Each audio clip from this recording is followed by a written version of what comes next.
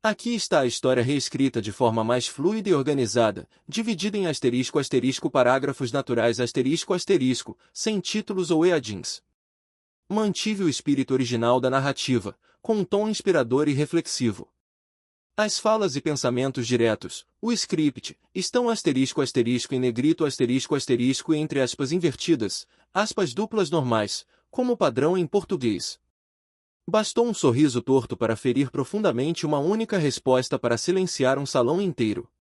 Naquela noite, ninguém imaginava que a jovem silenciosa, de uniforme simples e postura humilde, carregava dentro de si uma força capaz de deixar todos sem reação. Ela era tratada como invisível. Afinal, quem daria ouvidos à moça da bandeja? Mas o que ela disse minutos depois mudaria completamente o rumo daquela noite. Por que as pessoas acreditam que o silêncio é sinônimo de ignorância?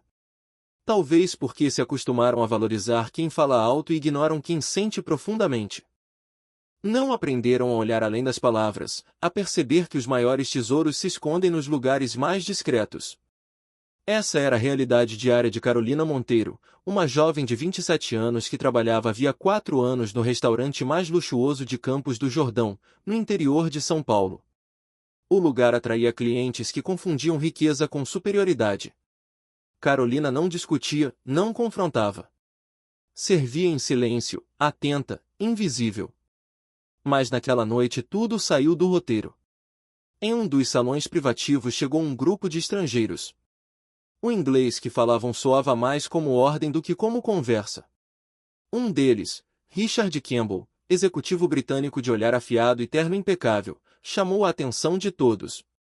Acostumado a liderar reuniões globais, ele testava o valor das pessoas com perguntas disfarçadas de gentileza. Ele dirigiu uma pergunta em inglês a Carolina, sem real intenção de ser compreendido, mas para se afirmar superior. Ela hesitou. Isso bastou para que ele sorrisse com desprezo e se recostasse na cadeira, como quem vence uma partida invisível. Um brinde foi feito. Risos ecoaram. Piadas foram murmuradas. Os colegas de Carolina fingiram não notar. A atmosfera ficou densa, mas ninguém ousou intervir. Carolina permaneceu firme. Não derramou uma lágrima. Apenas ergueu os olhos e encarou Richard com uma firmeza que dizia tudo sem palavras. Ela se afastou da mesa 7 com a bandeja firme contra o peito, como um escudo. O rosto sereno escondia mãos trêmulas. Cada passo até a cozinha era uma travessia silenciosa e perigosa. Ao voltar com o próximo pedido, os risos haviam retornado, mas algo mudará. Ninguém mais sustentava seu olhar, exceto ele. Richard não sorria. Observava com frieza cortante. Foi então que a porta se abriu devagar, revelando uma figura que destoava do ambiente. Um homem alto, com rugas marcando os olhos e um casaco grafite antigo demais para aquele lugar sofisticado. Otávio Brenner caminhou até a mesa 10, no canto discreto, como quem quer observar sem ser notado. Não tinha reserva, mas sua presença alterou o ar do salão.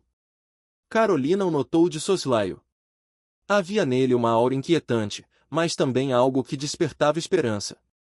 Ele folheou o cardápio sem abri-lo. Seus olhos a encontraram e fez um leve aceno. Ninguém da equipe se aproximou. Mas para Carolina, ele era alguém. Ela se aproximou com cautela. Quando chegou perto, ele a olhou nos olhos com serenidade e disse, quase num sussurro, asterisco asterisco guten Abend. Contem-se emir et vos typisches des Hauses imperium. Asterisco asterisco Carolina paralisou. Por um segundo, o restaurante sumiu. Aquele idioma era o da avó, das histórias de infância, das palavras doces que o tempo levará.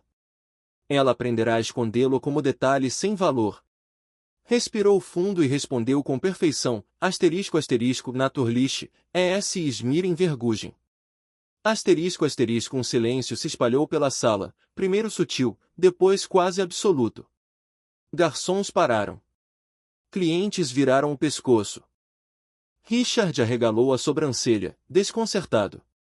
Carolina e Otávio seguiram conversando em alemão sobre pratos, vinhos e sabores, uma conversa serena que reacendia algo precioso dentro dela. Ao se afastar, o coração acelerado, mas o peito em paz. Carolina entendeu, nada seria como antes. Richard observava em silêncio, sem coragem de interromper.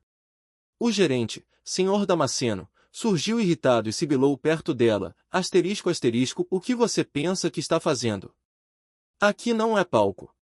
A partir de agora, eu atendo a mesa 10.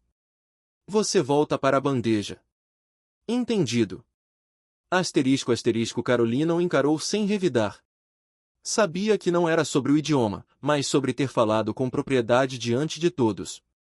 Mais tarde, Richard passou perto e lançou, sabe, você podia ter mostrado isso desde o começo, mas preferiu o papel da coitadinha calada. Agora vem com essa de mulher culta. Ela parou, virou-se lentamente e respondeu com firmeza serena, eu não fiz papel nenhum. Só esperei alguém falar num idioma que eu entendesse. Richard baixou o olhar. Seu orgulho sofrerá um arranhão irreversível. Quando Carolina voltou à mesa de Otávio, ele perguntou com curiosidade genuína, warum arbeiten Sie hier? Ela respondeu em alemão, weil savagem einen Preis hätte. Dich abjarre damit verbrastra, isu bizarren. Otávio a olhou com respeito raro.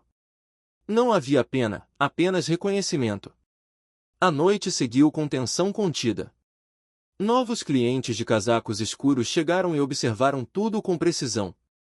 Otávio deixou um bilhete sob o cálice, Bisbald. Venci entscheiden, lauter zusprechen, era um desafio, não um convite.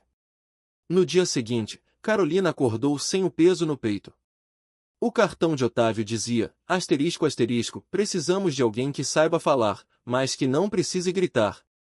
Richard reapareceu, tenso e sozinho, tentando conversar.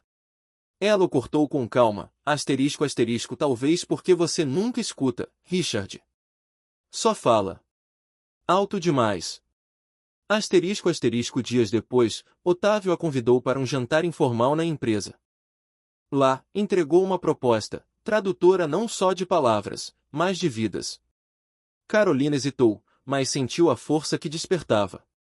Eventualmente, deixou o restaurante. Otávio a levou à Fundação Vozes do Silêncio, onde ela se tornou coordenadora de programas. Ensinava, organizava, dava voz a quem o mundo ignorava. Richard, transformado, deixou uma carta de pedido de desculpas. Mais tarde, convidou-a para um café. Na mesa 5, pela última vez, ele disse em alemão impecável, ich habe dich nie wirklich gesehen. Aber jetzt sehe ich dies. Dich ore dies. Carolina não respondeu com palavras. Seus olhos falaram tudo. Às vezes, não é o grito que muda a história. É o sussurro na hora certa, a voz do coração que, ignorada por tanto tempo, finalmente é ouvida.